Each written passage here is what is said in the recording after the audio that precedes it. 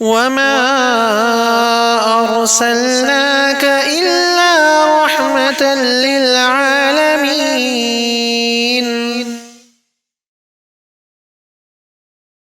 السلام علیکم ورحمۃ اللہ وبرکاتہ.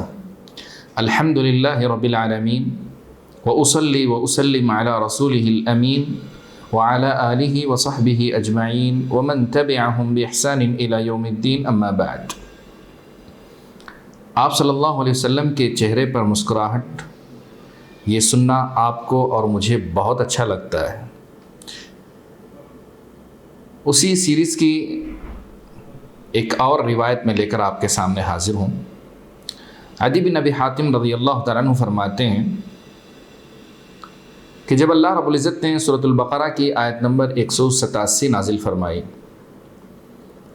جس میں اللہ رب العزت کا فرمان ہے وَكُلُوا وَاشْرَبُوا حَتَّى يَتَبَيَّنَ لَكُمُ الْخَيْطُ الْأَبْيَضُ مِنَ الْخَيْطِ الْأَسْوَدِ مِنَ الْفَجْرِ، سحری کے متعلق اللہ نے فرمایا تم کھا پی سکتے ہو جب تک کہ سفید دھاگا کالے دھاگے سے واضح نظر نہ آنے لگے. عدی بن ابی حاتم رضی اللہ تعالیٰ عنہ فرماتے ہیں کہ جب یہ آیت اتری میں نے ایک سفید دھاگا لے لیا اور ایک کالا دھاگا لے لیا. یہ دونوں سفید اور کالا دھاگا اپنے تکیے کے نیچے رکھ کر میں سو گیا. رات بھر دیکھنے لگا کہ سحری کا وقت کب ختم ہوتا ہے، کب سفید دھاگا کالے دھاگے سے واضح ہو جائے. حتیٰ کہ رات گزر گئی، سحری کا وقت بھی ختم ہو گیا، لیکن سفید دھاگا کالے دھاگے سے واضح نہ ہو پایا.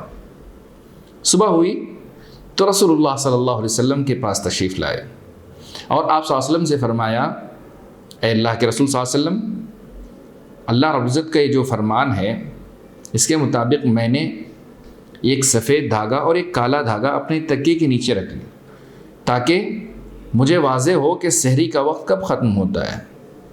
تو آپ صلی اللہ علیہ وسلم مسکرانے لگے، آپ کی ہنسی نکل آئی. آپ صلی اللہ علیہ وسلم نے فرمایا اس سے مراد صبح کی روشنی اور رات کی تاریکی مراد ہے. تمہارا تکیہ اتنا چوڑا ہے.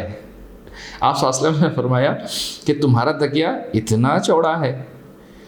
المہم، یہ حدیث امام بخاری رحمہ اللہ نے اور امام مسلم رحمہ اللہ نے ذکر کی ہیں. جو لفظ میں نے آپ کے سامنے ذکر کیا وہ سنن ابی داؤد کی روایت نمبر 2349 ہے، 2349. نیز یہ حدیث امام ترمذی اور امام نسائی نے اور امام احمد بن حنبل رحمہ اللہ نے اپنی مسند میں بھی ذکر کیا ہے. پہلی بات، عربی زبان میں خیط الخیط کا لفظ صبح کی نکلنے والی روشنی کی دھار کو لکیر کو خیط کہا جاتا ہے. صبح کی روشنی کو الخیط الابیض کہا جاتا ہے اور رات کی تاریکی سے گڈمٹ جو لکیر ہوتی ہے سیاہ لکیر اس کو الخیط الاسود کہا جاتا ہے. دوسری بات، رسول اللہ صلی اللہ علیہ وسلم نے فرمایا تمہارا تکیہ کافی چوڑا ہے. اس سے کیا مراد ہے؟ امام قاضی عیاض نے اپنی شرح میں نقل فرمایا ہے کہ اس سے مراد کہ رسول اللہ صلی اللہ علیہ وسلم نے فرمایا کہ تم نے دونوں دھاگے رکھ لیے. مطلب یہ ہوا کہ تم نے اپنے تکیے میں دونوں لکیریں چھپا لی، صبح کی لکیر اور شام کی لکیر. کب صبح ہوگی اور کب شام ہوگی؟ جب تکیہ تمہارا اٹھے گا تب صبح ہوگی، اور جب تکیہ تمہارا بند ہو جائے گا تو گویا کہ رات ہو جائے گی. تو اس لیے رسول صلی اللہ علیہ وسلم نے کہا کہ تمہارا تکیہ اتنا چوڑا ہے. امام ابن کثیر رحمہ اللہ نے فرمایا کہ تمہارا تکیہ چوڑا ہے، اس سے مراد یعنی تمہارا تکیہ مشرق سے لے کر مغرب تک اتنا چوڑا ہے جس میں دونوں لکیریں سما جائیں. یہ بات کہہ کر آپ صلی اللہ علیہ وسلم نے مسکرا دیا. اس حدیث سے کافی فائدے ملتے ہیں. پہلا فائدہ یہ ہے کہ رسول اللہ صلی اللہ علیہ وسلم کے صحابہ آپ صلی اللہ علیہ وسلم سے جب کوئی دینی تعلیمات معلومات حاصل کرتے فوراً اس پر عمل کرنے کے لیے لگ جاتے تھے. جب بھی کوئی بات ملتی فوراً اس پر عمل کرتے. دیکھیں عدی بن حاتم رضی اللہ تعالیٰ عنہ کو کیسے انہوں نے اس پر عمل کیا.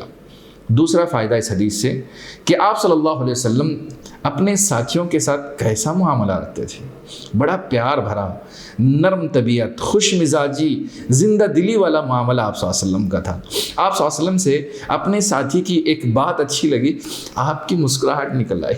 آپ صلی اللہ علیہ وسلم کہنے لگے کہ اس سے مراد صبح اور شام کی بات ہے، صبح والی بات ہے، جب صبح طلوع ہوتی ہے تو جو لکیر نکلتی ہے اس سے مراد خیط ابیض ہے۔ یہ آپ صلی اللہ علیہ وسلم نے فرمایا، اور آپ صلی اللہ علیہ وسلم کی ہنسی نکل آئی، مسکراہٹ نکل آئی۔ اس حدیث سے ہمیں ایک اور فائدہ یہ ملتا ہے کہ قرآن مجید خالص عربی زبان میں نازل ہوا ہے، لیکن اس کے لہجے، عربوں کے لہجے مختلف ہوتے ہیں۔